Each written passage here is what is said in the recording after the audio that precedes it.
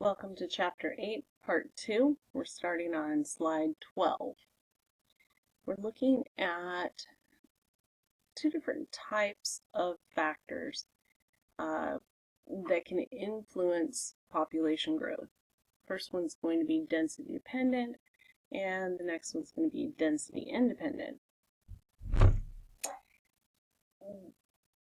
Density dependent, when densities are high, predation, competition, and disease can all be factors in population growth or population, if you will, death. If you have a high concentration of an organism in an area, it is easier for its predators to find the resource they need. Also, you have more competition for a food source, or a water source, or space. When you have lots of individuals in a small space, it's easier for disease to get transferred. It's easy at school. Just think how packed in here you are. It's hard not to touch someone. And how many people's hands have been on the banister going up and down the stairs? How many people's hands have touched the same place yours do on the door? How many people sit in your desk? So density definitely does have an influence on population growth. So let's look at this little graph here. Different than the logistical growth that we've been talking about, this is a little lemming and a tundra dweller. And if you notice, his population numbers go up and down and up and down over a period of time. And basically, there are strategists, lemmings, so their populations grow very, very rapidly, and they have different things that will play upon them. When there are a lot of lemmings, it's easy for the predators, like the Arctic fox, to get lemmings. So predation decreases their population. But also, they have competition for food. Tundra, not being a very forgiving ecosystem to live in, food sources are limited. As well as more of them together, then disease or parasites can start to play a role in how healthy they are, and then start eliminating individuals in the species. So they go through what we call a boom or bust cycle. And normally when an organism shoots through the carrying capacity, where it's going so fast that it overrides the carrying capacity and goes way beyond it, then you have a massive drop-off in population. And sometimes this can cause a population to actually get in danger of becoming extinct. But these little lemmings, being our strategists, can excuse me, continue on, and this is a norm really for them. Okay, if we look, this is a case study, predator-prey on Isle Royale, and you're going to be graphing this in class if you haven't started it already.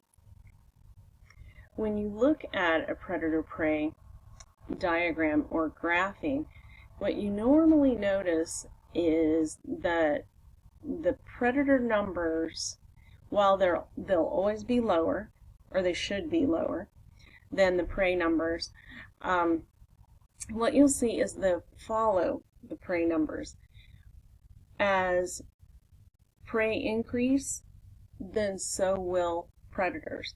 And then once prey start to decrease, predator numbers will follow that decrease as well. You have some anomalies in this predator-prey example. And notice that from 1985 to 95. Just look at that. And notice how the predator numbers are staying stagnant, and they've actually dropped off quite a bit previous to 1985, gained a little ground, and then they just really stayed very, very low. But look at what happened to the moose. They actually busted through their carrying capacity because there became so many moose then that there was no food source for them.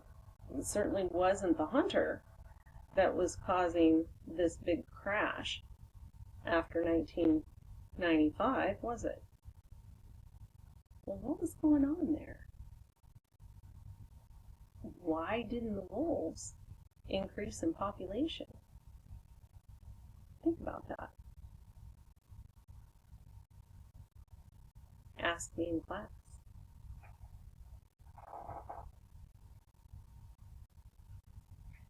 Density independent factors, our next category of factors that can influence population, have nothing to do with how many organisms are in that area, how many in a population.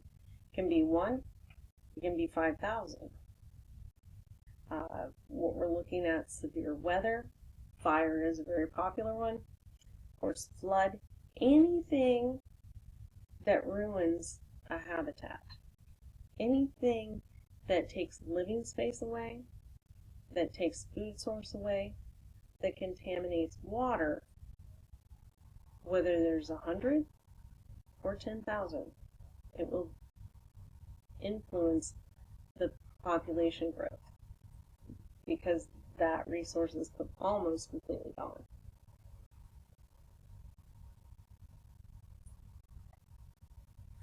Human population. Have we reached a carrying capacity? In the 1960s, many environmentalists started raising the call that by now we would be out of resources. What has kept us from perish on this earth has basically been technology, and you guys have talked about that already. And because we have been able to use technology to utilize our resources more efficiently by recycling, we've been able to so far keep up with demand and not completely demolish our natural resources. But eventually, there's going to be 9 billion of us on this planet. There's over 7 billion today, and I would say we'll probably be close to 9.5 billion by 2050. And so when is it going to be enough? When is there not going to be enough food? When is there not going to be enough fresh water for people? It's an interesting, very interesting question. I want you to look at basically human population and the growth and how long it took for growth to really start to explode.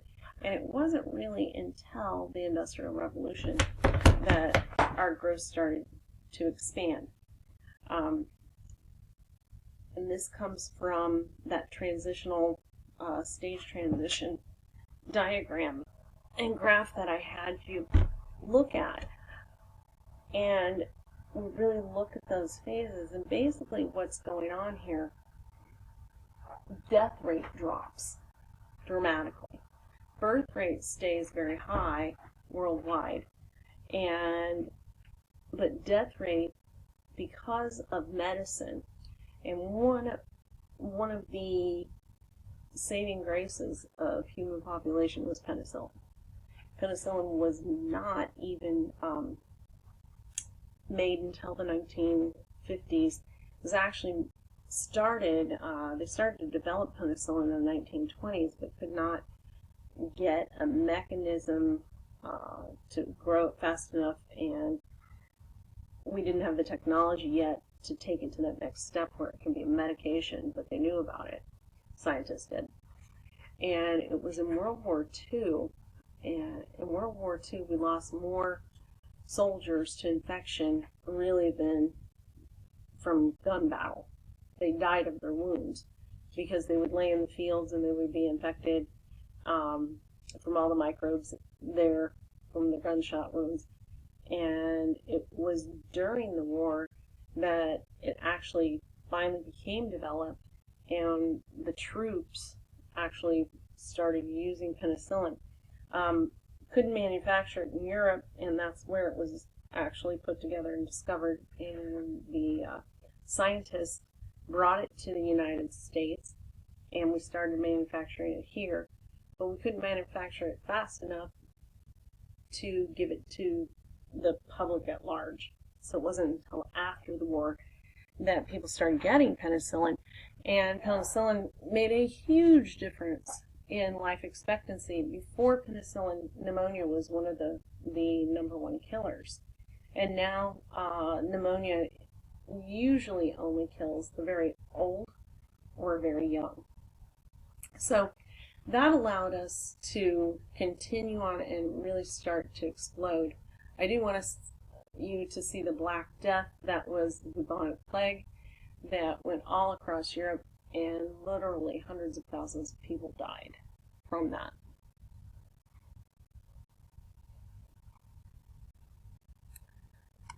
Future population, 8, 9, I'm going to say around 9.5 billion for 2050. And if you look at current populations, if you look, where is most of the population? Asia. 61% of the people on Earth are Asian. And if you look in the back of the room at over by the fire blanket by the back door, I have a diagram of a picture, and if you took the influences of all the countries and at percentage-wise, that would be a world citizen. And that person actually looks very Asian. So the United States, we're about 5% of the world population. Our population is continuing to grow, and a lot of our growth does come from immigration. Our fertility rate in the United States is about 2.1, which is considered replacement.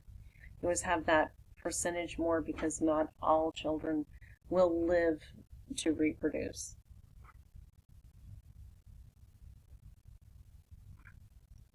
You look at just different demographics and densities. I want you to look at Bangladesh.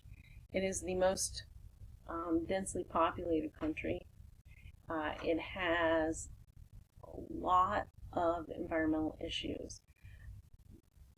This is a low developed country. So you have mid-developed countries, you have low-developed countries. This is a low-developed country. And this country has a hard time just with natural resources because there's so many people in an area. So sanitation is an issue.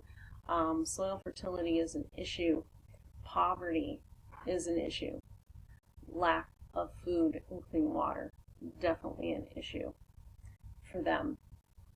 And then if you look at the United States, when we look at densities, and this is the entire United States population over the entire land area of the United States, and we're much less densely populated. And if you probably can't understand that necessarily here, but if you go out west, there's some places you can literally be out there all day long and never see anybody else. So we have a lot of land mass not being utilized in the United States. And even as big as China is, it's more densely populated than we are. And it has a lot of areas where it's very country.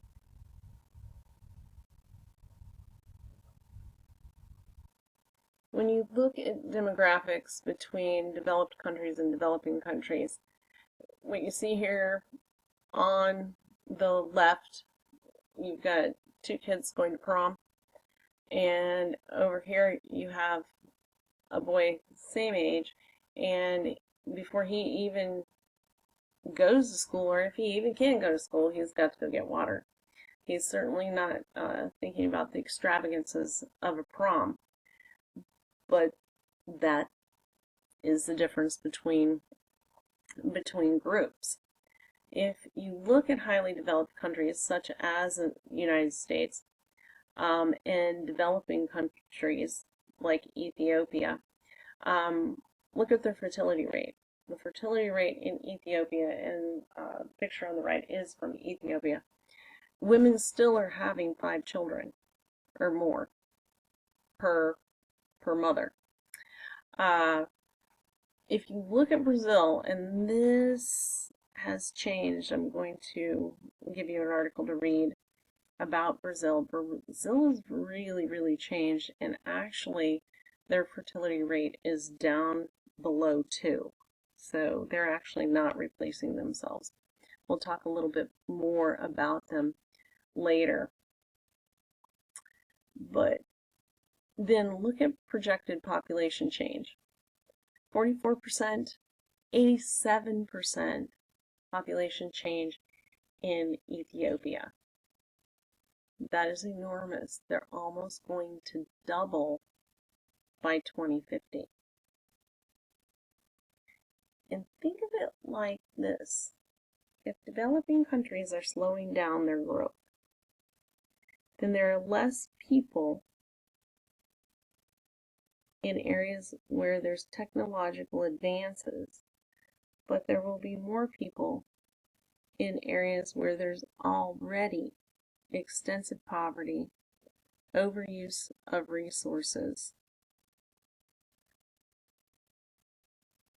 How is the world going to sustain? Are you going to be all right because you're an American? What's going to happen? I don't really know. I'm just posing that hypothetically just to get you to think. If we look at going down, if we look at birth or life expectancy, and huge difference, not a lot of difference between highly developed and moderately developed, and then less developed, there's a huge difference. And there again, that has a lot to do with poverty, sanitation, the ability to get clean water, and proper nutrients. Because most people in Brazil, moderately developed, they are going to be able to get enough protein, and that's the thing in the diet that helps children grow strong. Then look down at the bottom, women using contraception.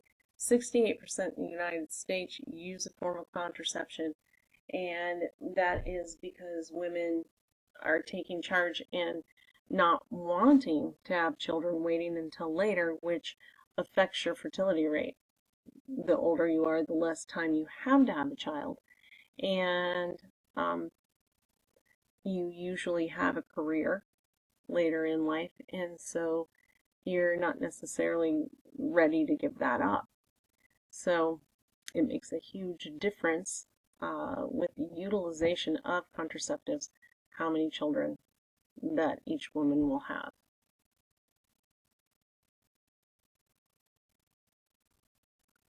Okay, just some vocab words that you need to know. Replacement level fertility, 2.1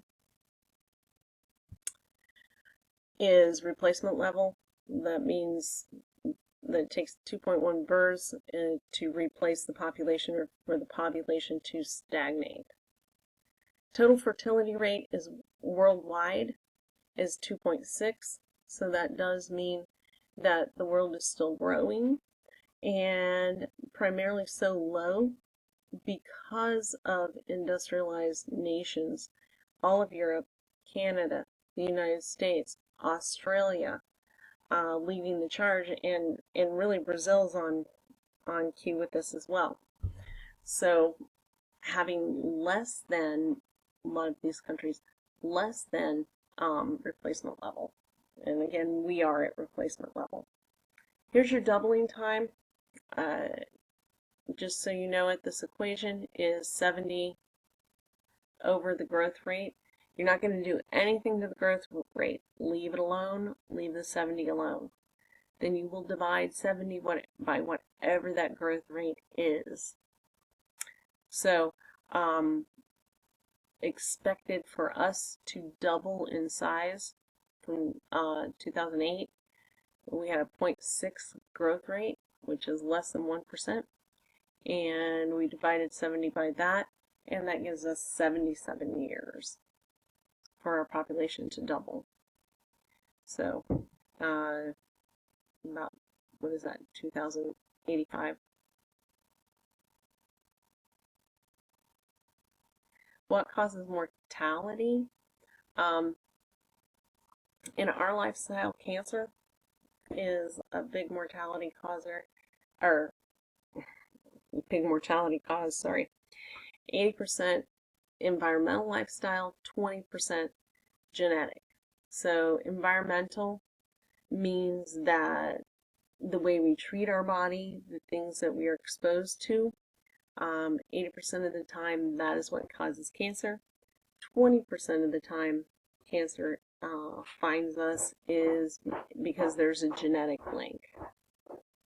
We don't know we have cancer because sometimes it takes almost your whole life before it starts to affect or abnormally affect your body. Transmissible diseases. I have as much problem at home, same things as I do in class. Anyway, how are they transmitted? Mosquitoes, houseflies, can be bacterial threats, can also be vectors for viruses. And then, of course, we have good old viruses themselves, influenza and HIV.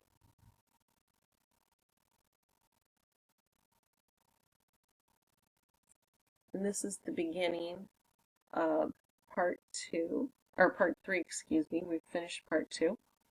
And so stay tuned for part 3.